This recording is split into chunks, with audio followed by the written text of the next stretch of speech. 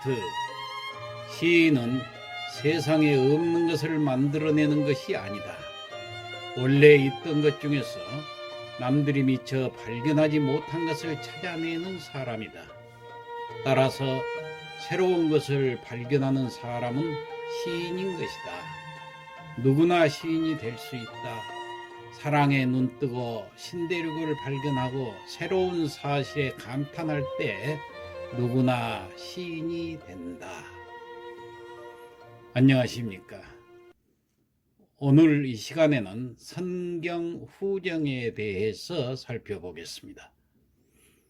우리는 이미 시쓰기 순서에 대해서 배웠습니다. 그래도 막상 시를 쓰려고 하면은 착착 써지질 않지요. 왜냐하면은 그 순서가 머릿속에 확실하게 입력되어 있지 않았기 때문입니다.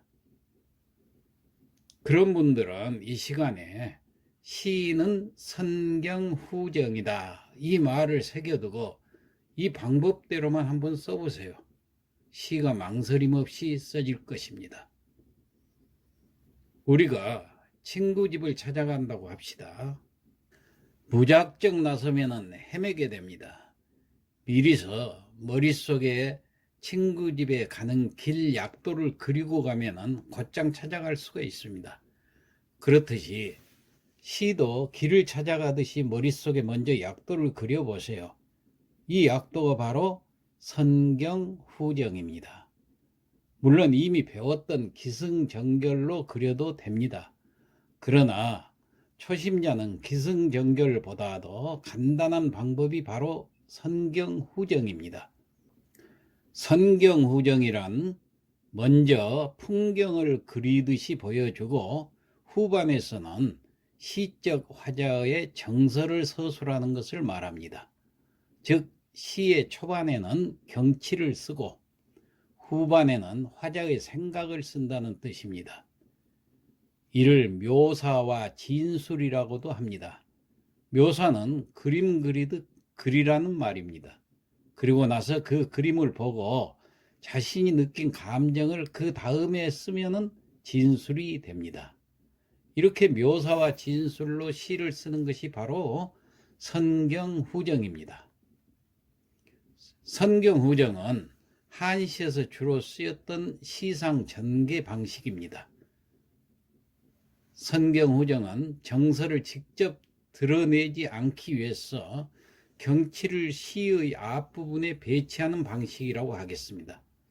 그래서 이것 또한 정서를 간접적으로 드러내는 방식인 객관적 상관물의 원리하고 일맥상통합니다.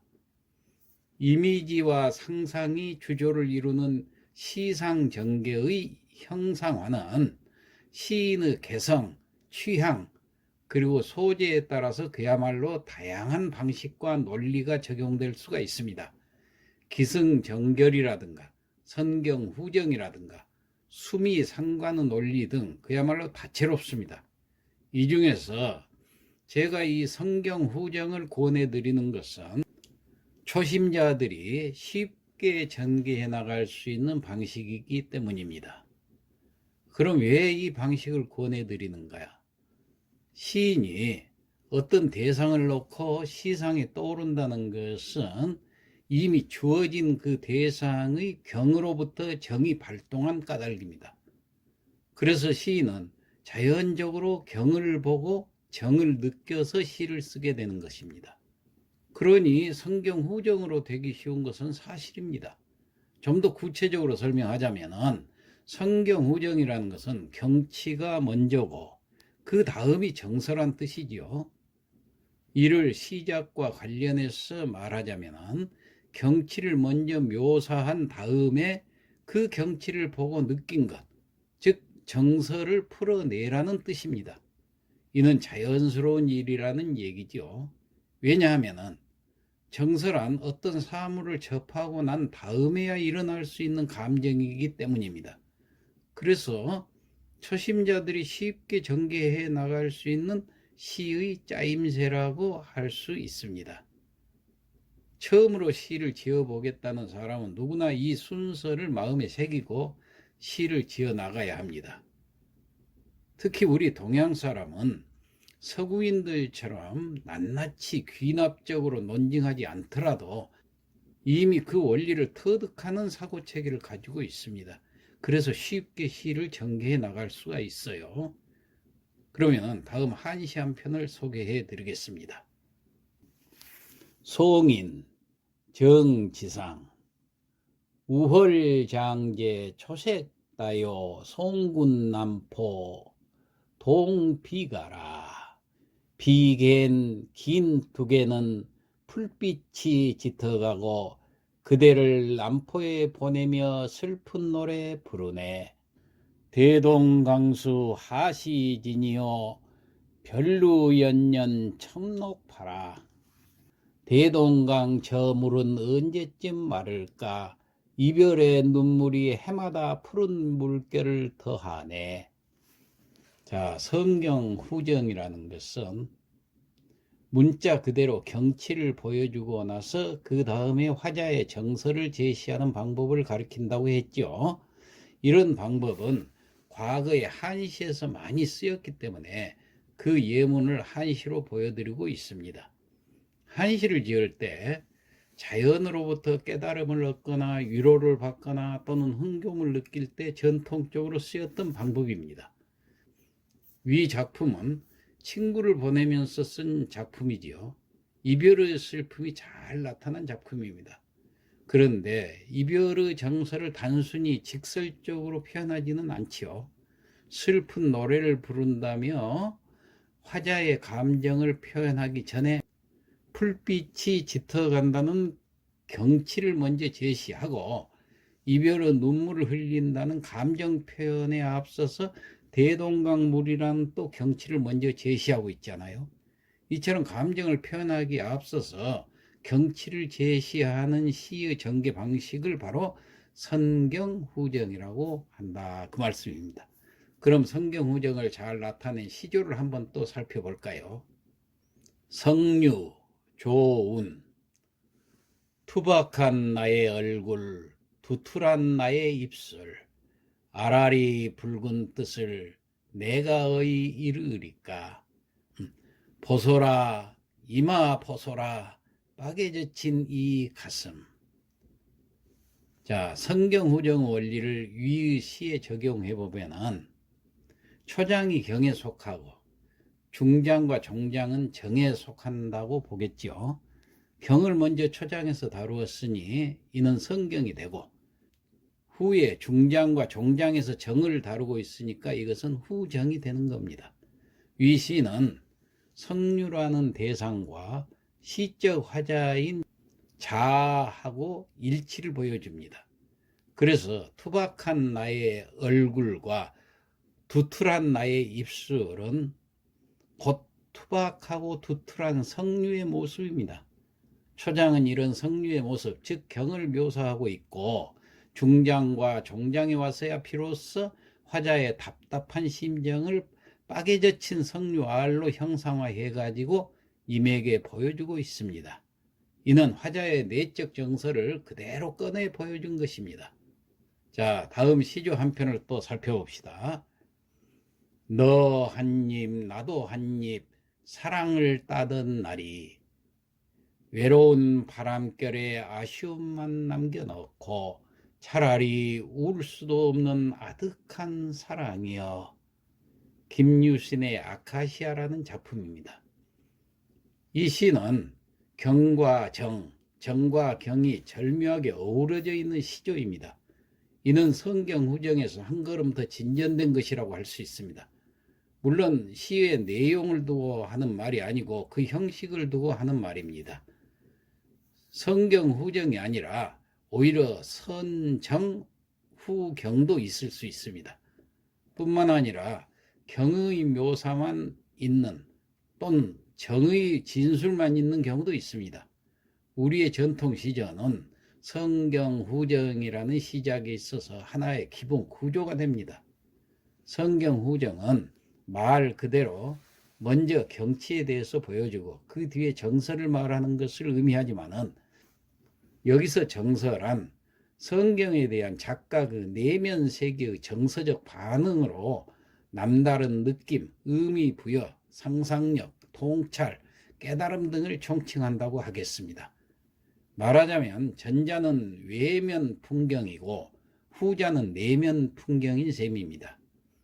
여기에서 외면 풍경이라는 것은 화자 밖에 묘사되는 대상, 시의 모티브를 이루는 경험적 현실이고, 내면 풍경은 시인이 감지한 느낌과 생각, 소재의 내면화, 의미 부여가 되는 상상력 같은 것들입니다.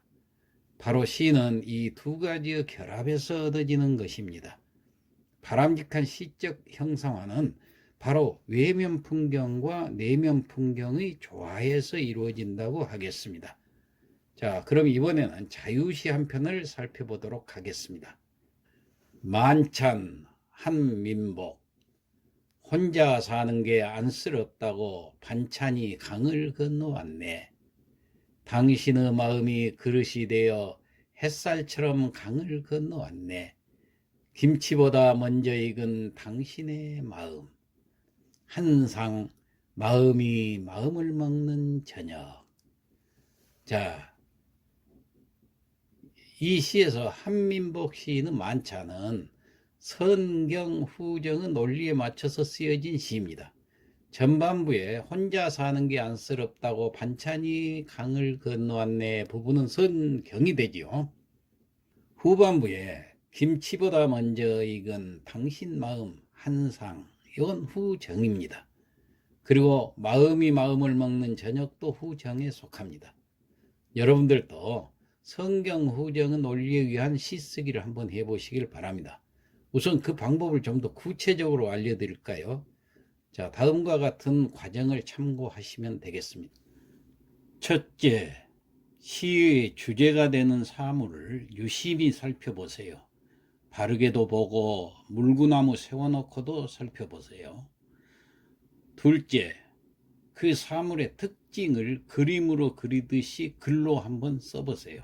셋째, 소재로부터 중심 이미지를 끌어내서 써보세요. 넷째, 전개된 중심 이미지에다가 어떻게 반전을 줄 것인가 생각해 보세요. 다섯째, 후정을 더욱 심화시켜서 전경화로 마무리해 보세요. 여기서 전경화란 말은 언어라는 매개체를 비일상적으로 사용해서 두드러지게 보이게 하는 것인데, 즉 상투적인 표현을 쓰지 말라는 얘기입니다. 자, 위에서 어느 부분까지가 성경의 단계고 후정의 단계인지는 작품마다 다를 수 있습니다. 또 메시지 전달 방식이나 형상화 장치에 따라서 일정하지도 않습니다.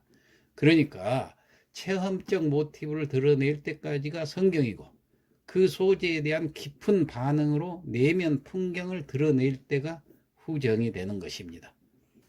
후정에서의 시적 언어 허용이라든가 정경화를 통해서 소재에 대해서 정신적인 옷을 입혀야 합니다. 다만 내면 세계를 역동적으로 내용을 전개시켜 나가는 것이라든가 비유를 쓴다든가 역설이나 반어 등 텐션의 미학을 효과적으로 살려내면 더욱 좋긴 한데, 초심자들은 시쓰기가 더 익숙해지면 이런 방법도 시도해 볼 수가 있는 것입니다. 그럼 지금부터 우리도 성경 후정 방식으로 시를 전개해 봅시다. 조선 소나무. 조선 왕릉을 올라가다 소나무 한 그루 만났다. 한낮에 뿌리까지 드러내놓고 좁은 오솔길을 가로막고 누워있다. 조선 500년을 버텨온 내가 하필이면 임금님 묻힌 자리에서 허망하게 무너져 버렸단 말이냐. 정신줄 놓고 누워버린 이 시대의 소나무. 이 시는 선경 후정의 논리에 맞춰 쓰여진 시입니다. 1년과 2년은 외면 풍경인 경이고 3년과 4년은 내면 풍경인 정이 됩니다. 여기에서의 외면 풍경이란 화자 밖에 묘사되는 대상, 즉 시의 모티브를 이루는 경험적 현실인 그 소나무에 대한 것이죠. 그리고 내면 풍경은 시인이 감지한 느낌과 생각, 소재의 내면화, 의미 부여가 되는 상상력 같은 것인데, 맨 마지막 연에 있는 정신줄 놓고 누워버린 이 시대의 소나무가 바로 후정이 되는 것입니다. 바로 시는 이 두 가지의 결합에서 얻어지는 것입니다. 바람직한 시의 그 형상화는 성경 후정인 바로 이 외면 풍경과 내면 풍경의 조화에서 이루어진다고 생각하시기 바랍니다. 자, 이상으로 오늘 성경 후정의 시쓰기에 대한 기본 요령을 살펴보았습니다.